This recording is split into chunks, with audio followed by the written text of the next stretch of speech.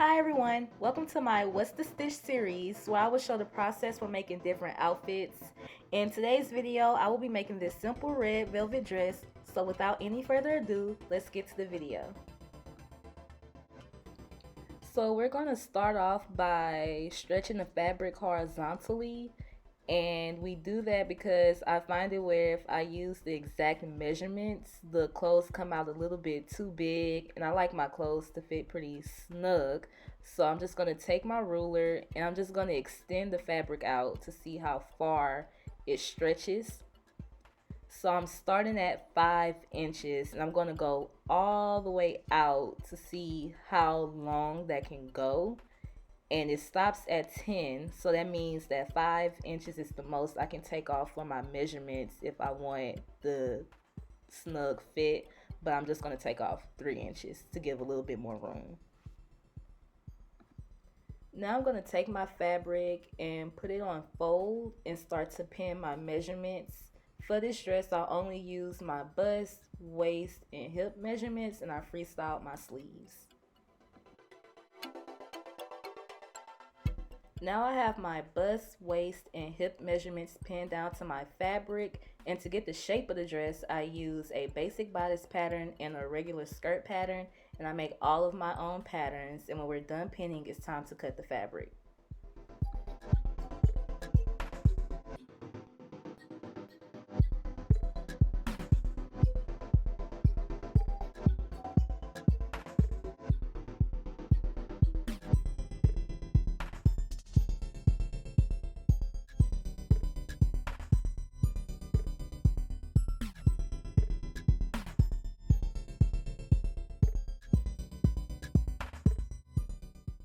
Now I'm going to pin my fabric right sides facing each other.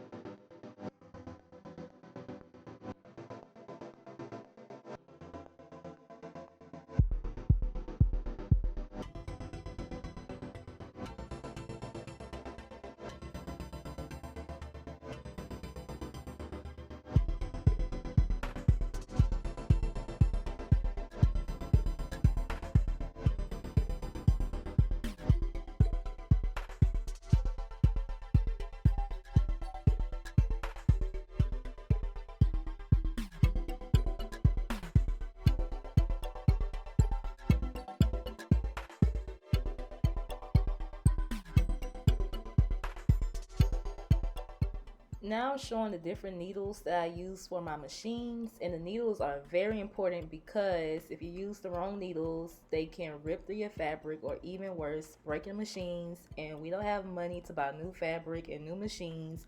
Well, at least I don't. Using a zigzag stitch, I'm just going to sew the dress together. And when you're working with stretch fabrics, you want to use a zigzag stitch because it gives the fabric room to move around. Whereas if you use a straight stitch, the stitch will snap. And when outside opens back up and we at the club, the only thing that needs to be snapping is us having fun on Snapchat, not our outfits. There's no fun in that. Now I'm serging the pieces for my sleeves and the rest of the dress. A serger is completely optional. You do not have to use a serger making this outfit, but I like to use a serger because I like the finishing stitches from a serger, and also they just work better with stretch fabrics. So as you can see here, the stitches are more professional, they're more clean, and I like that look. Now, like I said, this is completely optional, but for this video, I use both a sewing machine and a serger. So you can use either just a sewing machine to finish this, or you can use just a serger. I decided to do both.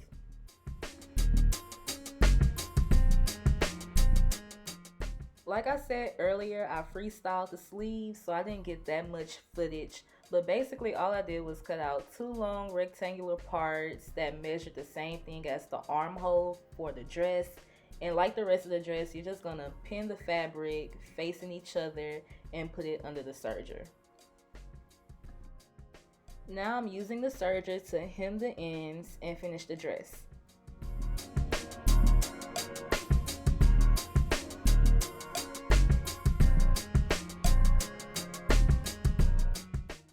And here is the completed dress.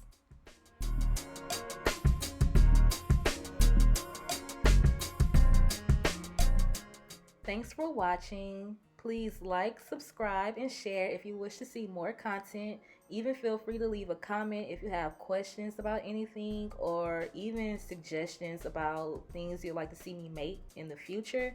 And don't forget to follow me on IG at Prissy Pop Show.